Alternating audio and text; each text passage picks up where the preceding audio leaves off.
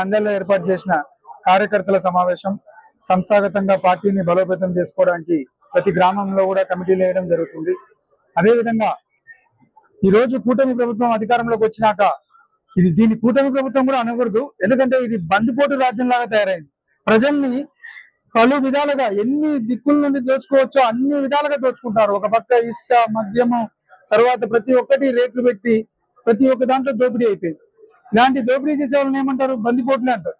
ఈ రోజు ప్రజల్ని కాపాడుకోవాల్సిన బాధ్యత ప్రతిపక్షంగా వైఎస్ఆర్సీపీ పార్టీకి ఉంది. అందుకే ఈ రోజు ఇది ఒక జగనన్న సైన్యం లాగా ప్రతి ఒక్క కార్యకర్తను కూడా ఈ రోజు తీసుకొని రేపు రాబోయే రోజుల్లో ప్రతి ఒక్క వీళ్ళు చేసే దోపిడీని అరికట్టడానికే ఈ రోజు మనం నంద్యాలనే చూస్తున్నాం. ఫరూక్ గారు న్యాయశాఖ మంత్రి ఎక్కడ న్యాయం చేస్తున్నాడు? ఆయనకు కనీసం ఈ అర్హత ఉందా? న్యాయశాఖని పెట్టుకోవడానికి అర్హత ఉందా?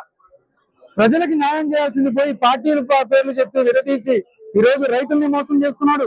ప్రతి ఒక్క దాంట్లో ఒక సామాన్యుడికి ఏదైనా పెన్షన్ రావాలన్నా ఇంకొకటి రావాలన్నా విడదీయడము, ప్రతి ఒక్కరికి అన్యాయం చేస్తున్నాడు. ముందు ఆయన ప్రజలకు న్యాయం చేయాల్సిందిగా కోరుతున్నాం. Local to global news at your finger tips. మీ చేతిలో ఒక ఆయుధం. Download Raw TV app.